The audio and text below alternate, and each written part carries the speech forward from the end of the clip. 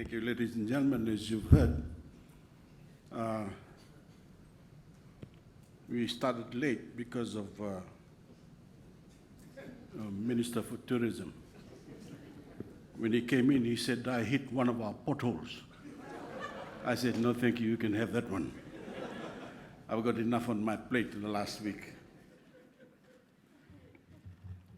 But during the opening of the Nasese hospital last week, somebody took a clip of Dr. Asa taking my pressure. And he said, you're right with your pressure. And one of the ministers said, tell the doctor to check his machine. I think it's not working. Another of my tawales said, you have no pressure because you play rugby all day and you got no job. I wish. Momono tuinandi.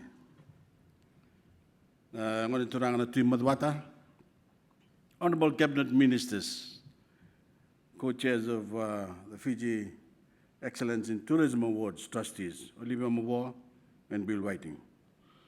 Board of Trustees, Fiji's Excellence in Tourism Awards, country head Fiji for ANZ, Banks, Howard Minam, permanent secretaries, members of the Fiji tourism industry, distinguished guests, ladies and gentlemen. Bula vinaka, and a very good afternoon. Bula vinaka. Ladies and gentlemen, as you know, this afternoon is long overdue. Last March, the stage had already been set for the 23rd Fiji Excellence in Tourism Awards. Tickets had been sold, entries had been assessed, finalists had been judged, even the names on the trophies had been engraved. I remember there was a good deal of hesitation around the night and whether it should be held at all.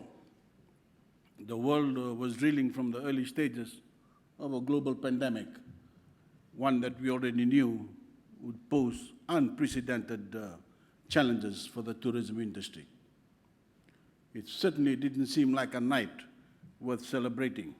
And with that initial hesitation growing by the day, our organizers felt the mood and canceled the event in solidarity of the struggles faced by our nation's tourism operators.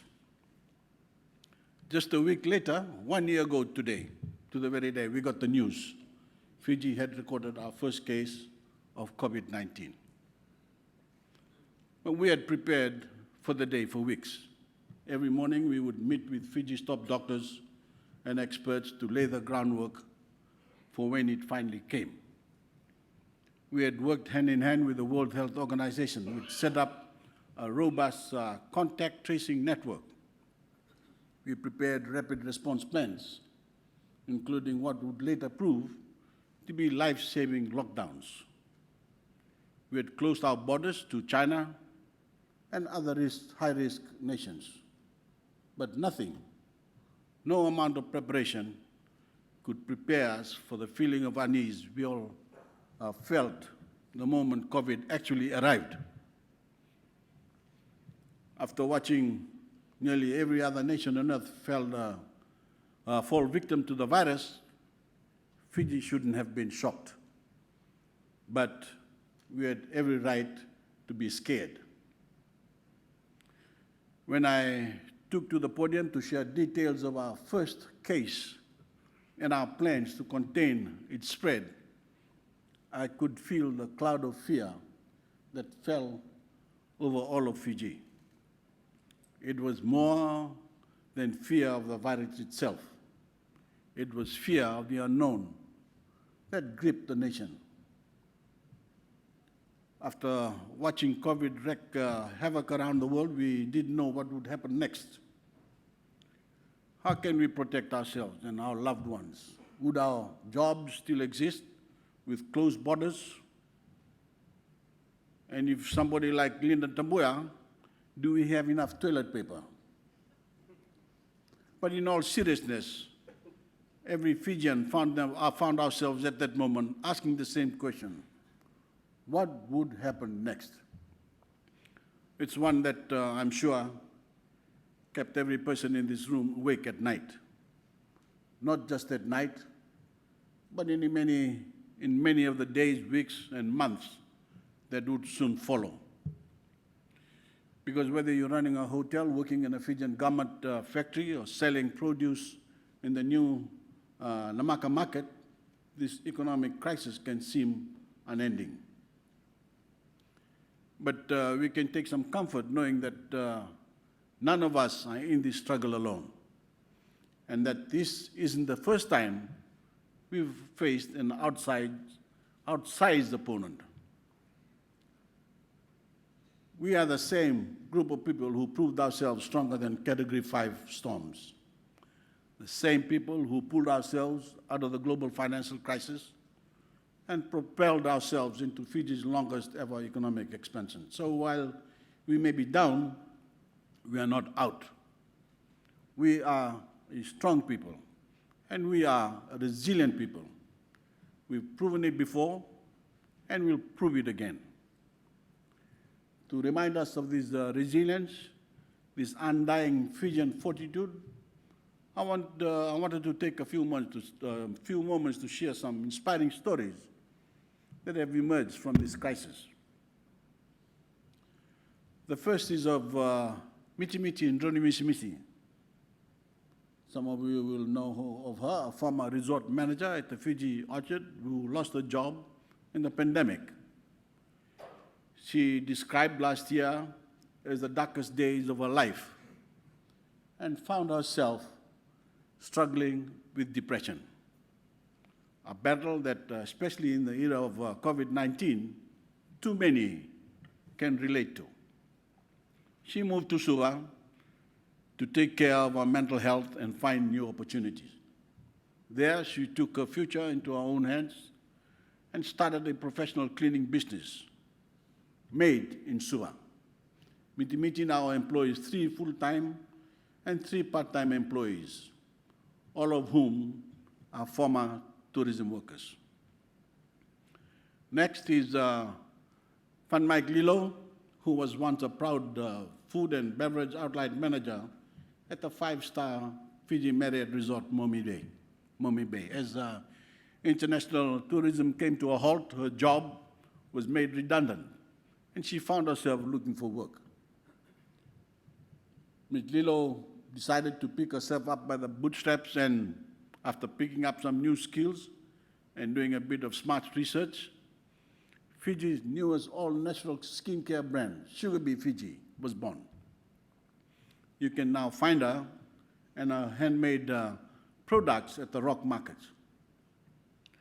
Finally is Bainimarama Ryland, a 26-year-old mother who was just 3 years into a bright tourism career when, during her maternity leave, the pandemic struck. Unfortunately, once her leave was up, there was no job for her to return to.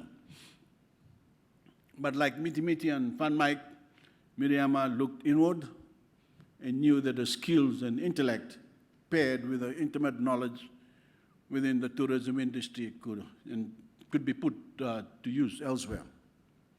She applied for a new start at the Ministry of Commerce, Trade, Tourism and Transport, where I'm told she's a rising star. Ladies and gentlemen, these are just 3 stories of resilience, but there are many more all throughout the country. But I hope that even in uncertain times, these 3 powerful women can serve as an inspiration to us all. Because we, as a government and the people, know that our people are smart. They are determined and they are dedicated. So knowing that our most important element, our human capital, stands in waiting, we are continuing to find ways to ensure our tourism is ready to be kick-started as quickly and safely as possible. To everyone in this room and to every one of the 100,000 plus Fijians who have seen their livelihoods lost or severely impacted due to the pandemic, let me say this: your government has your back. Your government has already paid out over $118 million in unemployment benefits. That support has gone mostly to Fijians in the tourism sector, even those who have managed to secure work on the weekends. And it will continue.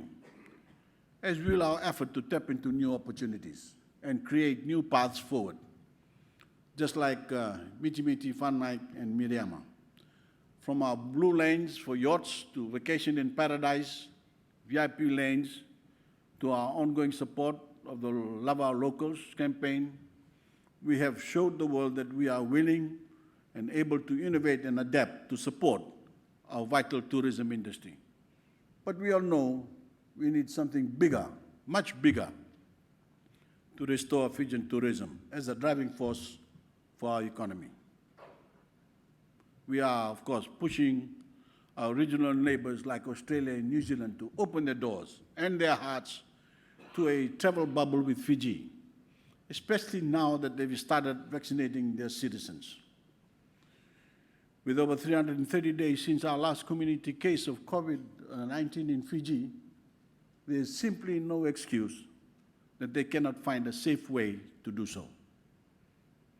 We have made it known, we will continue to make it known, that Fiji belongs in a quarantine-free regional travel arrangement for the Pacific. That remains our best course towards getting your businesses and the Fijians they employ back to doing what they do best. We have dramatically dropped taxes, and we have a subsidy scheme in place for when the borders do reopen so that we can get people on plane seats and in hotel rooms as soon as can be done. As visitors' arrivals go up and your revenues return, we plan on doing more than keeping your tax obligations low. In the next budget, we'll be looking at other innovative ways we can give the businesses that drive this industry the kickstart you so badly need. In Fiji and around the world, I think we can all find relief knowing that help is on the way. Seeing our frontline workers get vaccinated earlier this month made that clear.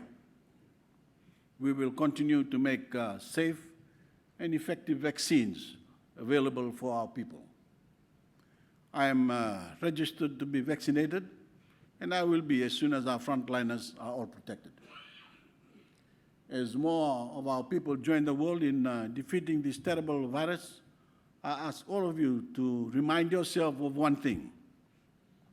People all around the world have spent the past year dreaming of the day when travel resumes.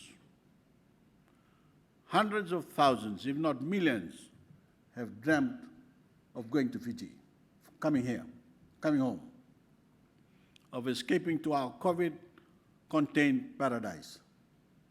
And when they dream, they're dreaming of you.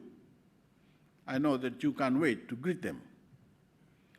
Because, my friends, when the dust finally settles, tourists will get back on the planes. Families will fill the rooms of our hotels. And this vital engine of our economy will get back up and running. COVID can't take away Fiji's pristine natural beauty. And it will never, ever kill the Fijian hospitality, that Mbula spirit for which we are known the world over. I'd like to end by paying tribute to my dear friend and a tourism heavyweight, Dixon Sitter, who played such an outsized leadership role in shaping this industry. For years, Dixon reminded me and anyone else who was within earshot that tourism industry was the single most important driver of the Fijian economy. While this is the first Fiji Excellence in Tourism Awards without him, that message he carried still resonates with us all today, but with a different tone, one of resolve and of determination to make it through these tough times together. Because while we're down, we certainly aren't out. Just as this industry has fueled our growth, with your leadership, it can fuel our comeback. Thank you. Congratulations to the winners, and have a great night.